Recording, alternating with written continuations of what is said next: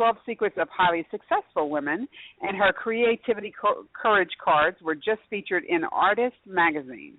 She has a Power of Positivity Guide stress reduction app for your phone, at GPS for the Soul, Huffington Post, and her work is featured on radio, TV, and national media. And I'm just so excited to have you here. It's going to be a fun conversation, Gail. I am really looking forward to it. Yay. So, like I said, why don't you share with us a little bit about what's brought you to this line of work? Well, it's interesting. I actually started out as a child and family therapist many, many, many years ago with a master's right out of college. And long story short, I got really interested in how come the parents didn't want to talk about their kids. They really wanted to talk about how much they hated their jobs. And then I looked up some research that said 80% of the population out there hated their jobs. And I thought, oh, my God, that's a travesty. So I went back to school in human resources and shifted over to career and workplace and leadership and trained in companies and so forth. And then I got chronic fatigue when I was 35, had to stop, and that was kind of a nightmare because it was new and nobody knew what it was and so forth. But the gift of it was that I became a Renaissance woman with all this creative energy. I started buying design magazines, redecorating my house, dressing differently, and I started creating products. In fact, my very first product was an audio cassette called The Power of Positive Choices from Stress to Serenity, which is actually in the process of being remade, but I did it in my pajamas, and I was very excited to do this new product. And I became, in the process of what was happening to me, I began to notice that we were really missing mentors of creative women. So that's when I set out to write my first book, The 12 Secrets of Highly Creative Women, because there was such a gap, and I just wanted to dispel all the myths of starving artists and women being crazy and selfish and all that. So that started on me on the journey that I've been on ever since with empowering women and men. Actually, a lot of men read my books as well when they buy them for their wives and then they read them. And I keep adding new pieces so that I've just added scientific hand analysis, which is, if anybody told me I would be doing that 5 years ago, I would have said, no way. But as soon as I had it done myself and I saw the power of it, I spent the last 5 years actually getting certified in that, where we can actually tell, and it's a science, so it's not fortune telling. It's a real science where if I take a print of your palms and we put 14 trained people in the same room, we're going to come up with the same conclusions. So that's been life-changing for me and for my clients. And I also love art, so Soul Collage, which is a way of making a personal vision journal for yourself using cards and Jungian concepts and so forth, has been exciting. So those two things are coming together. So I have idea for you, so I'm always adding new pieces and inspiring my clients to keep taking risks, which makes all the difference. Very cool. So are your clients, are they mostly, are you finding that they're mostly young moms, or what's your ideal client? It's a whole range.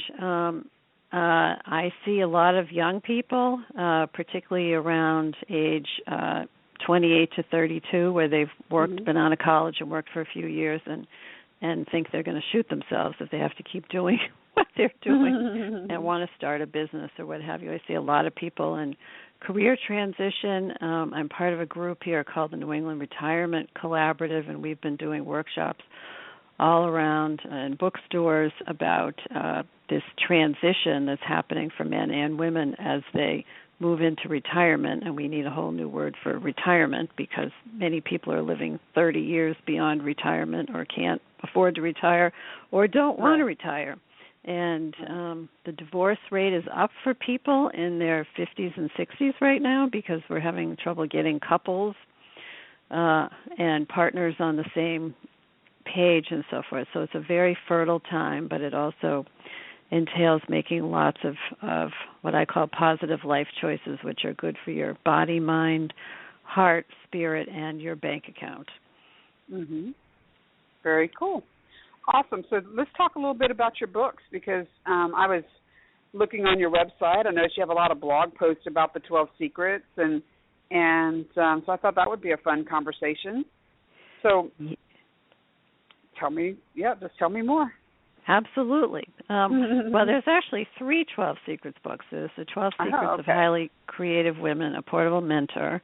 And actually, I was just reading an article today about millennials saying that a lot of them are not comfortable having mentors. And I thought, wow, that's something we need to pay attention to. Because, as you've been talking about, we all need mentoring and support and so forth.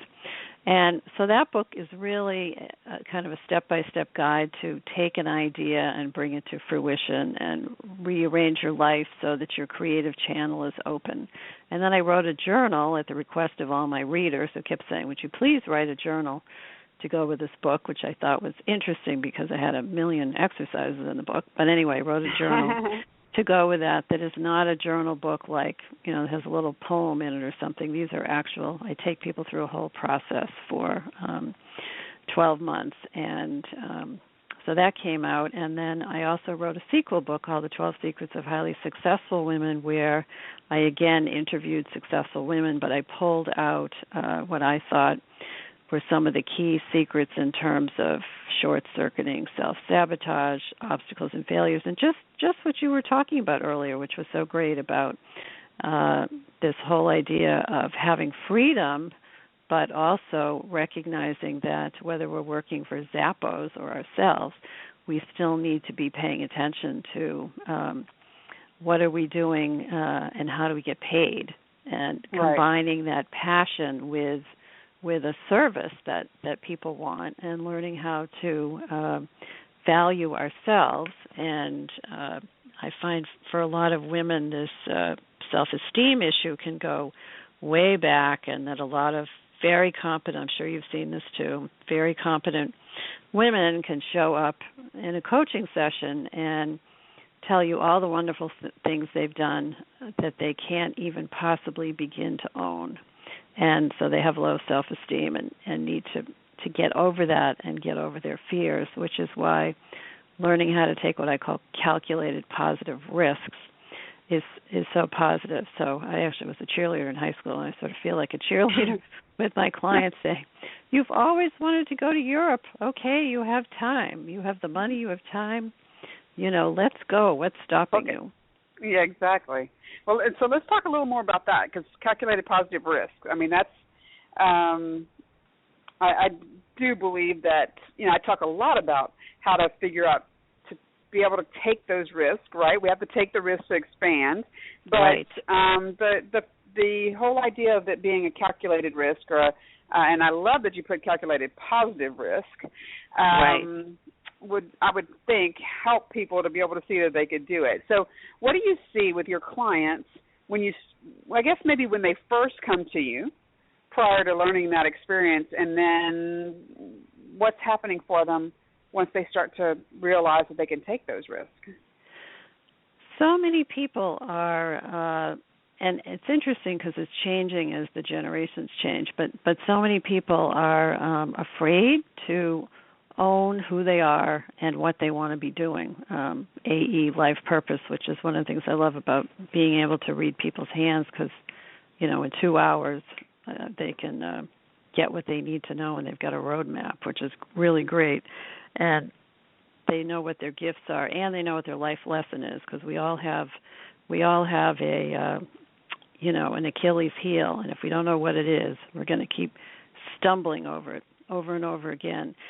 But people need to recognize that they may have a huge goal, and they need to break it down into small steps. So I send people out on what I call experiments.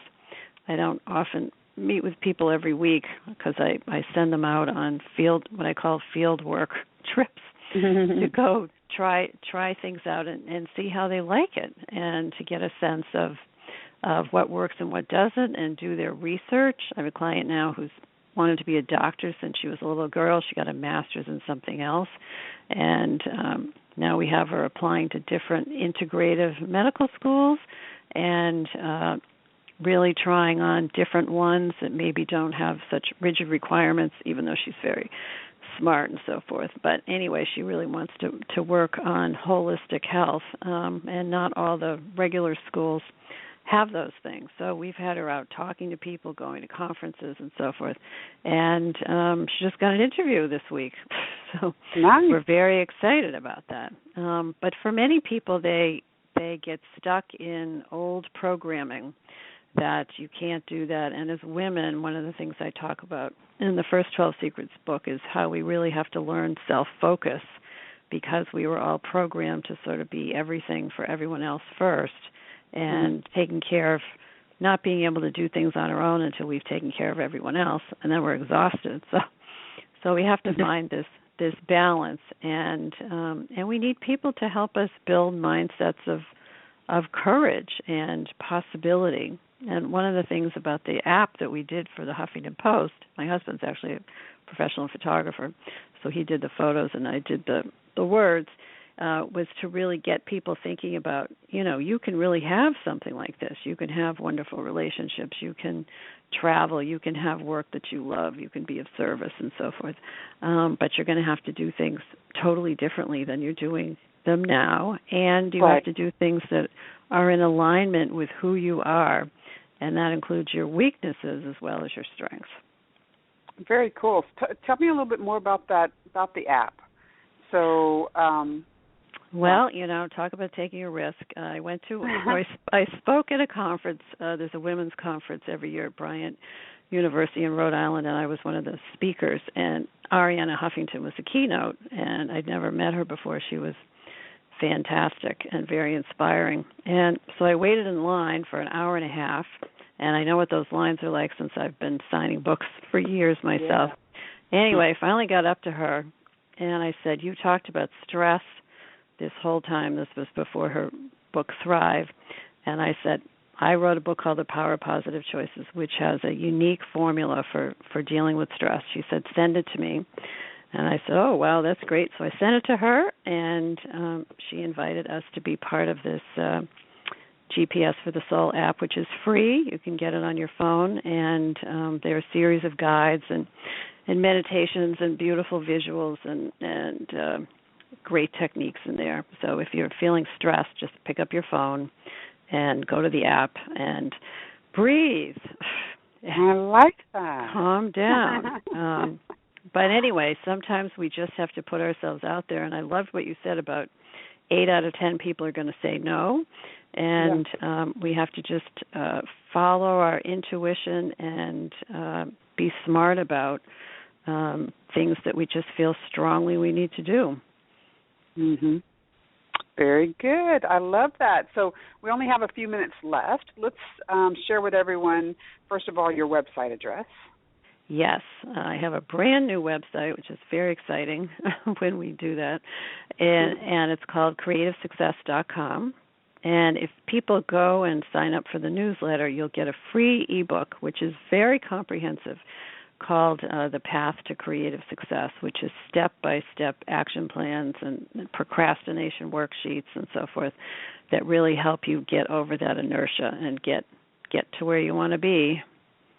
Very cool. And I was playing around on your website yesterday, and I saw lots of great blog posts. Guys, you need to really check that out. She's got blog posts that have videos that explains what she's talking about in the books, and then also a very extensive products section. Lots of books, and I saw your journal in there, and different things that you do, workshops and things like that as well. So very impressive, and it's a nice website, by the way. I wanted to tell you that.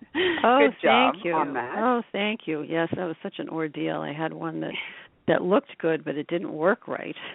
I burned out 3 web people and finally said, all right, time to trash this thing and start over. So, yeah, I found a wonderful woman to do it, which is great.